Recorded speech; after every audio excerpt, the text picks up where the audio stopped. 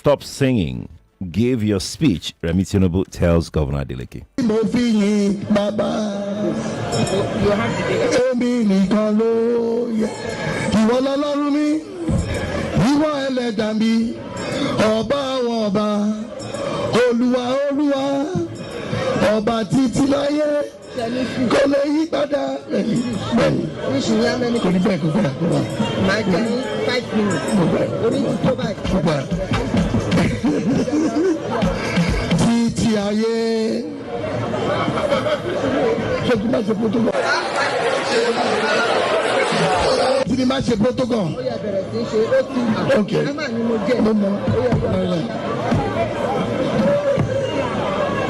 Yes, I really did wish that I didn't have to do this.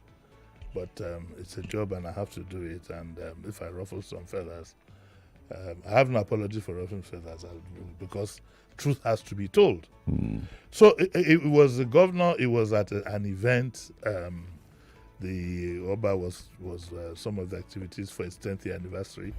And he gave the awarded or whatever it is, the First Lady some chieftaincy title. And anyway, long story short, the governor now had to come up to make his speech. And the First Lady got up from her seat on the high table, went to where the governor was speaking and told him to stop. Of course, what's his name, Adeleke. He was down, wanted to start his singing and whatever, and she told him to stop it. And when she turned her back and it appeared that the gentleman was being stubborn, she went back again. And told him again to stop it. But I don't know what happened after. The video wasn't didn't get to show us what happened thereafter. My reaction to this, I'm so sorry, but I'll have to be very blunt. My reaction to this is that there is enough blame to go around. And the first blame itself goes to the Oni of Ife. And I would respectfully ask elders in Yoruba land to have a closed-door discussion with Kabiyesi. I do not think, in my view, he's handling that position very well, with the respect that it deserves. I'll leave it at that. I don't think so. I think it's time somebody, instead of murmuring in the background, it's time somebody told him. Elderly people locked him up somewhere, and his dad is still alive, and told him that, look, a lot of things that he does is not necessary. Second, the second set of people I'm going to blame are the presidency. You should not have allowed the First Lady go for such an event in these times. In these times that we are losing lives, in these times that the situation is so bad, Nigeria is virtually at war, it's not a time for open merriment. As for what the First Lady did, I think that her constituency probably would. We are hoping that they will, but they might not be able to tell her that what she did was very wrong and against all forms of protocol. Not just because Adeleke is even a governor. Even if it had been me, let's say I was invited to come, simple me, I don't know anybody, I'm not a big man, anything. It would have been bad manners for somebody to come and tell me, stop. He could have slipped him a note. And besides, that was the job for the organizers of the event. So if anybody was even going to approach the governor to say, don't, it was the only who, like a colleague here, started it all by having that kind of event at these times. Then the blame also goes to Governor Adeleke. He has overdone this dancing bit. Let me be honest with you. You can do these things at campaigns. When you're doing your campaign, you can do your dancing and whatever. But he seems to have gone overboard. And yes, even I probably would feel irritated. What could the First Lady have done? She could have feigned an emergency, slipped a note to the Oni to say, I have to leave. There's a message from the well, nobody will question, nobody will ask. Okay? Or she could have sat it out. There are things that protocol demands. and not just protocol. To be honest with you, it was just not right. They tried to play it. The supporters, of course, have hit the social media. They've tried to play it as it was banter between. What kind of banter at that kind of ceremony? Banter what? And don't forget that the governor represents the people.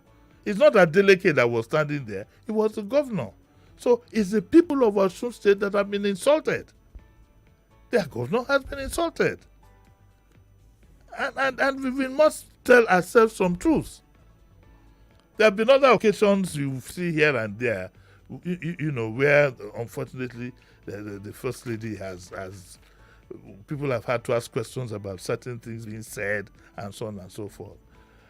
She is doing very well otherwise. But these little things, and I don't know whether it's anger management, but she needs to be told it must not happen again. And I hope that the president has been man enough to pick up his phone immediately after that event was brought to his attention and called the governor of Osun State and apologized to him. I hope so. There is something called optics in the things that we do. When you are in a particular position, it subsumes your personal. So that excuse of banter is completely irresponsible. When I saw one or two adults saying that in the social media, I was very angry. We know what is decent and we know what is not decent. We know what is decent. We know what the Sultan of Sokoto was there. So many dignitaries were there at the event. So the issue of it was some kind of banter should not have arisen. If it was a political rally of where you are very, very familiar, and to make it worse is that the governor is from another party. So I hope that the I haven't finished. I hope that lessons will be learned also. Then speaking after the confinement, the First Lady said that Nigeria's prosperity from next year would be unstoppable, despite the skepticism of some critics, and I'm one of them. But this is the reason. She says by 2026, Nigeria will be in prosperity. Other Nigerians will come and borrow money from us. What about the money that we owe?